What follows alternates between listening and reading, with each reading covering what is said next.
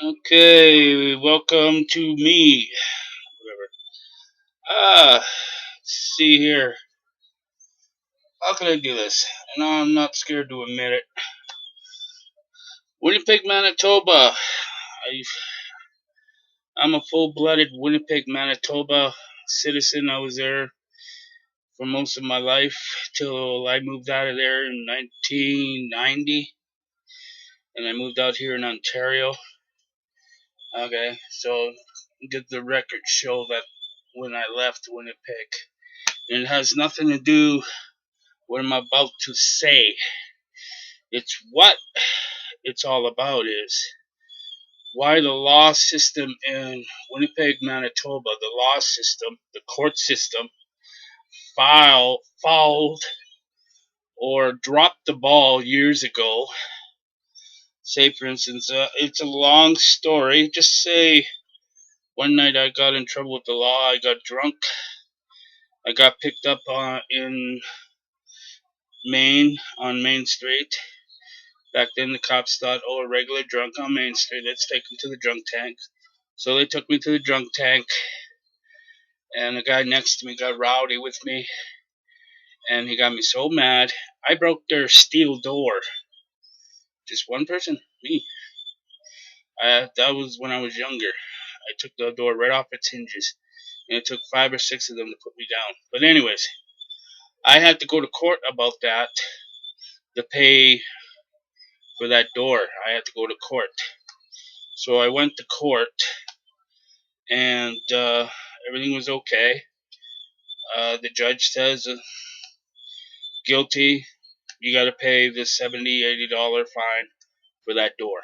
And I said, is that it? And everything else. So the judge says, oh, that's it. Just pay the door, and that's it. So I was leaving and signed some papers about how to pay this door and when this door has to be paid.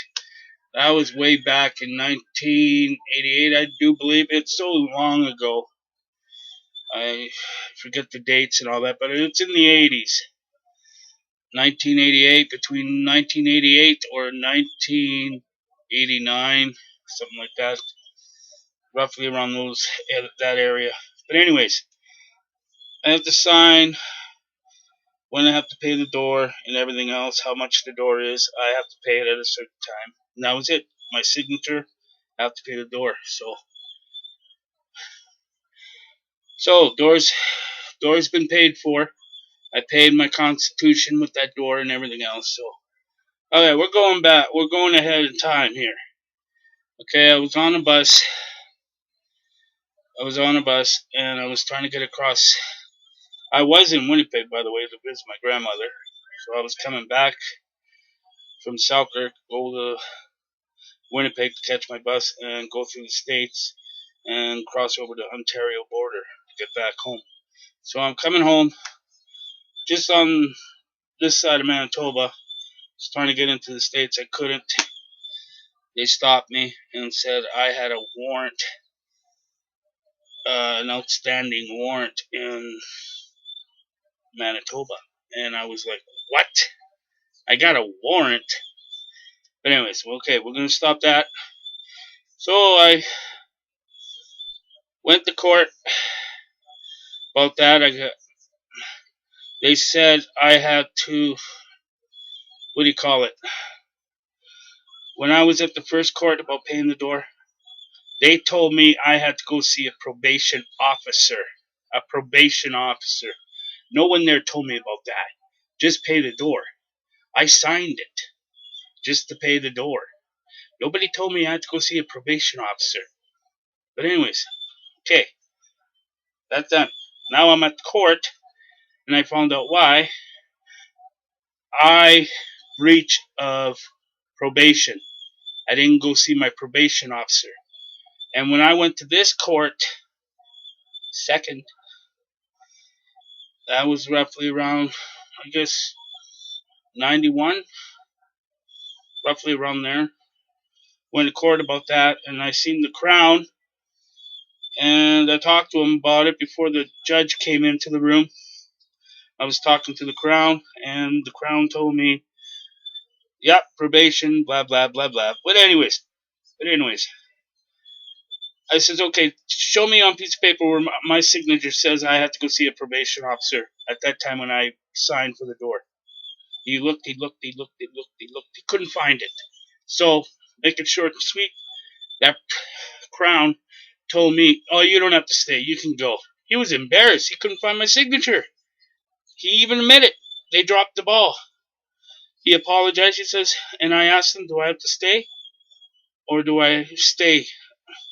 No, you can go, I could tell the judge you were here, blah, blah. Bad mistake, I left. Okay, here we go.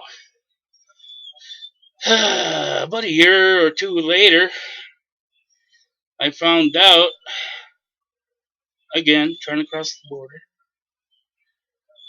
I had to go back to Winnipeg. Breach of court. The day I went to court, that Crown said I wasn't there. So I had to go to court 3 now, but I never did. Screw it. I got fed up with it. They dropped the ball 3 times now. 1, 2, I'm not going for 3. No, forget it. The Crown screwed up. He lied, probably. Now, I got a warrant for my arrest in Manitoba for breach of court appearance over a stupid fucking door that I broke and I paid for, and that was it. And they dropped the ball saying I had to go see a probation officer when they dropped the ball, and me as a citizen, I had to pay for it for some dimwat that wasn't doing his job right. So that's it. It's 2013, and this happened way in before 1990. All this down to 1988 to 91, where this was all happening. I can't even go to Winnipeg.